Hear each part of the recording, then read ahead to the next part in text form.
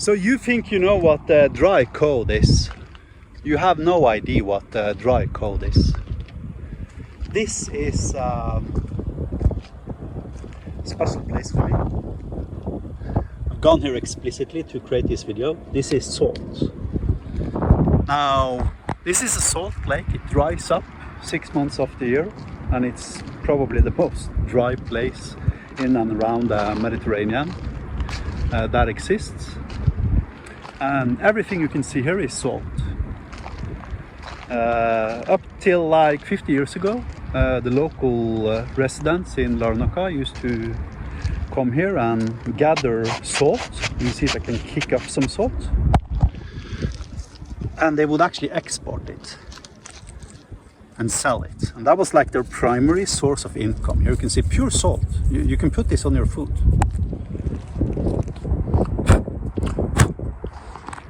But they stopped about 25 years ago or something, because they built an airport behind here, which unfortunately has now polluted this area.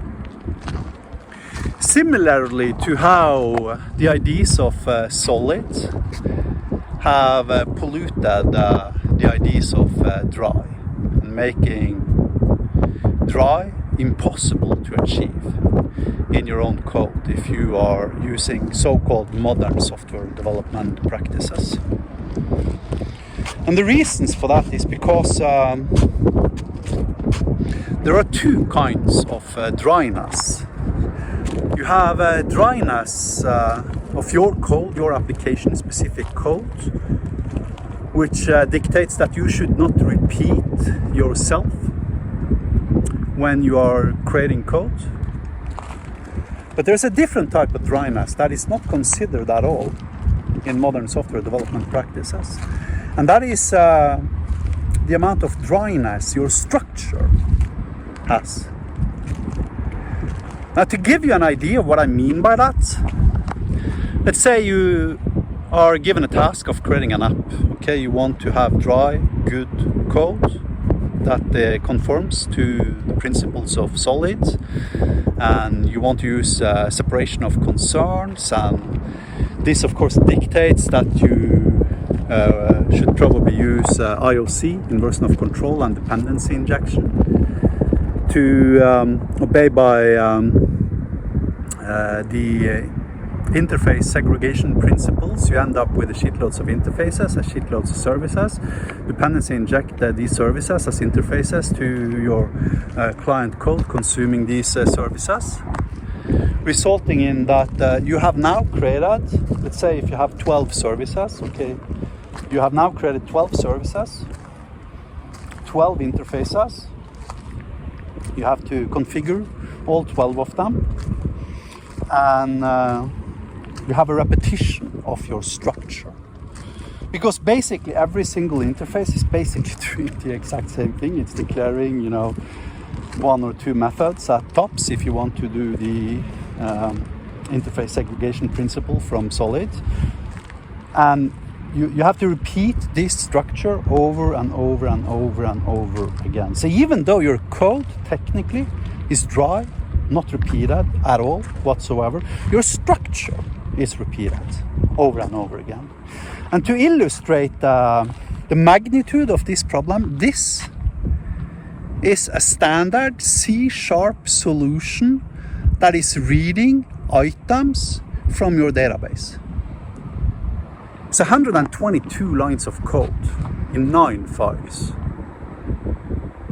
Now, to give you an idea of what you can achieve by avoiding repeating your structure, this is the Hyperlambda equivalent. 5 lines of code, 1 file. So, even though you believe you are dry, and theoretically, if you compare your code, you are dry, you're still repeating structure over and over and over and over again. And a lot of people are criticizing Hyperlambda and saying, yeah, it's just an abstraction. Yeah, exactly. That's exactly what it is. But guess what? So is C#. Everything's an abstraction over assembly code. Even your LLM is an abstraction over assembly code at the end of the day, right? So everything is an abstraction. Now what Hyperlambda actually does, it takes this structure and turns your structure dry, allowing you to work with code more in a way similar to how you would configure your application than actually coding. So instead of thinking about code as code, you can think of it as configuration, which results in you ending up creating more declarative type of code and completely avoiding repeating structure. Right. Now paradoxically, this makes your code a little bit more wet because you're repeating the same declarative constructs and keywords over and over again while you avoid repeating structure. But I need to emphasize, C#, 120 lines of code, 9 files, Hyperlambda, 5 lines of code.